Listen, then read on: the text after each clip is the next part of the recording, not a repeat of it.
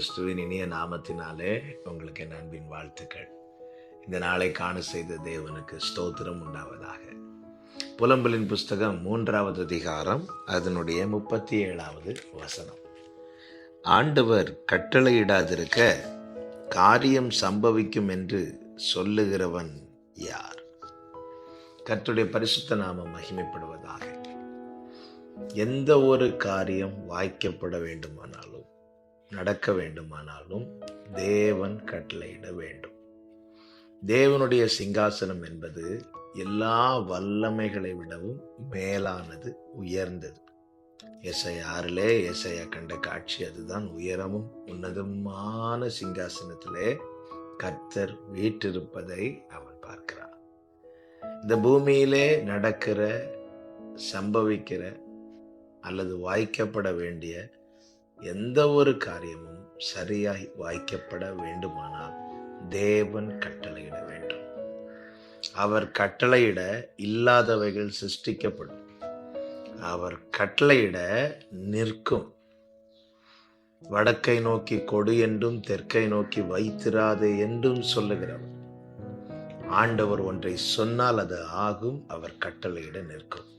இந்த நாளில் என்னை கேட்டுக்கொண்டிருக்கிற அன்பு சகோதரா, சகோதரி, வேலைக்காரருடைய கண்கள் தங்கள் எஜமான்களின் கையையும் வேலைக்காரியின் கண்கள் தங்கள் எஜமாட்டியின் கையையும் நோக்கி இருக்குமா போல நமக்காய் கட்டளையிடுகிற, நமக்காய் யாவையும் செய்து முடிக்க போகிற உன்னதமான தேவனை நம்முடைய கண்கள் நோக்கி இருக்கும் போது எந்த காரியம் நம்முடைய வாழ்க்கையில வாய்க்கப்பட வேண்டுமோ அந்த காரியத்துக்கான கட்டளையை நமக்காக கர்த்தர் வெளிப்படுத்துவார்.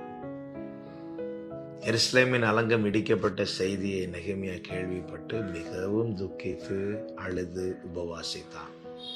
ஆண்டவருடைய திரு சமூகத்திலே தன்னை தாழ்த்தி தன் பாவங்கள், தன் ஜனத்தின் பாவங்களை அறிக்கை செய்து ஆண்டவருடைய இரக்கத்துக்காக தேவனை நோக்கி கெஞ்சுகிறான். 2வது அதிகாரத்துல நீங்க பாத்தீங்கன்னா, அவன் ராஜா சமூகத்துல போய் நிற்கும் போது ராஜா கண்ணில் தயை கிடைக்கிறதை பார்க்க முடியும்.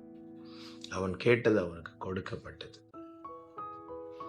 அவன் தன்மேல் கர்த்தருடைய கரம் இருப்பதை அறிகிறான், உணர்கிறான். இப்பொழுது அவனுக்கு விரோதமாய் எழும்பின சன்பலாத், தொபியா இவர்களிடத்துல சொல்லுகிறான், பரலோகத்தின் தேவனானவர் எங்களுக்கு காரியத்தை கைகூடி வர பண்ணுவார் என்று. அவருடைய ஊழியக்காரராகிய நாங்கள் எழுந்து கட்டுவோம். நாங்க செய்யறதுனால காரியம் வாய்க்கும் என்று சொல்லவில்லை. பரலோகத்தின் தேவனானவர் காரியத்தை எங்களுக்கு கைகூடி வர பண்ணுவார்.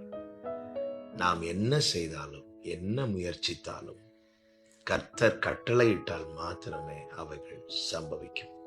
எனவேதான் அப்போஸ்தலனாகிய பவுல் சொல்லுகிறார், நான் நட்டேன், அப்போலோ நீர் பாய்ச்சினா, விளைய செய்கிறது கர்த்தர். நடுகிறவனாலும் அல்ல, நீர் பாய்ச்சுகிறவனாலும் அல்ல,